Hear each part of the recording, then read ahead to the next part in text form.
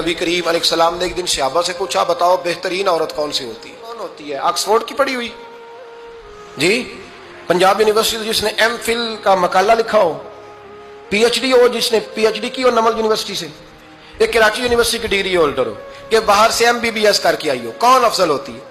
کہ یا جو اچھی گفتگو کرے، نماز پڑھے، عبادت کرے وہ افضل؟ کوئی تو ایسی وجہ ہوگی نا۔ صحابہ سے حضور نے سوال پوچھا تو صحابہ نے بھی مختلف جوابات دیے۔ کسی نے کہا حضور پنجگانہ نماز پڑھنے والی، اور میں بات تمہاری ٹھیک ہے پر تم میری مراد کو نہیں پہنچے۔ ایک نے کہا یا رسول اللہ صلی اللہ علیہ وسلم پردہ کرنے والی، فرمایا بات تمہاری ٹھیک ہے پر تم میری مراد کو نہیں پہنچے۔ ایک نے کہا حضور با پردہ عورت، فرمایا بات تمہاری ٹھیک ہے پر تم میری مراد کو۔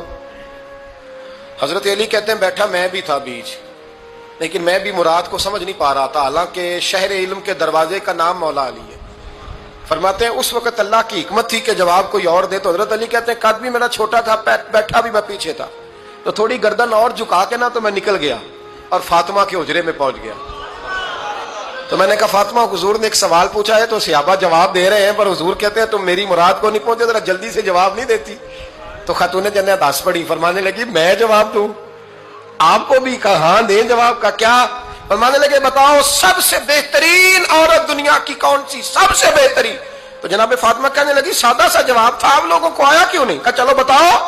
جناب فاطمہ فرمانے لگی دنیا کی سب سے بہترین بیوی وہ ہے جس کو نہ کبھی غیر محرم نے دیکھا ہو، اور اگلے لفظوں پہ غور کرنا، نہ کبھی غیر محرم نے اسے دیکھا ہو اور نہ اس بی بی نے کبھی کو غیر محرم دیکھا ہو۔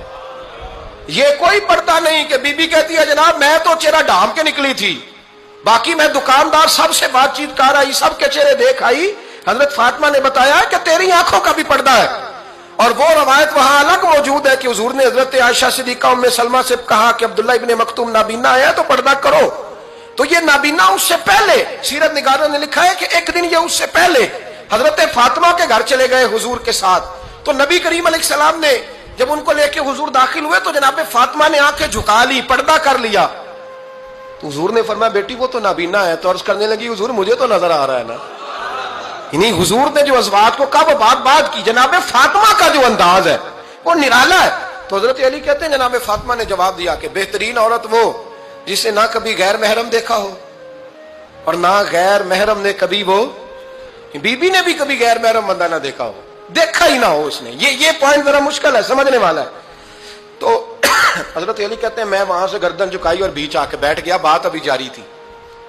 حضور نے فرمایا آتا ہے کسی کو جواب؟ تو کہتے ہیں میں نے ہاتھ کھڑا کیا، میں نے کو حضور آتا ہے، تو حضور مسکرا پڑے، فرمایا چل بتا۔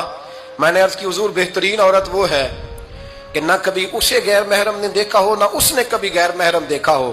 تو حضرت علی کہتے ہیں شاباش مجھے ملنی چاہیے تھی نا۔ حضور مسکرا پڑے، کہنے لگے میں نے تو پہلے ہی کہا ہے فاطمہ تو بدعت منی، فاطمہ میرے جگر کا ٹکڑا ہے، میں نے تو بڑا پہلے کہہ دیا ہے۔ تو کہتے ہیں صحابہ میری طرف دیکھنے لگے کہ یہ تو تعریف فاطمہ کی ہونے لگ گئی ہے۔ تو میں نے کہا کیا کریں؟ اس محبوب کو بتایا ہے جس کے لیے اللہ نے کوئی پردہ رکھا ہی نہیں، سارے پردے کھول دیے۔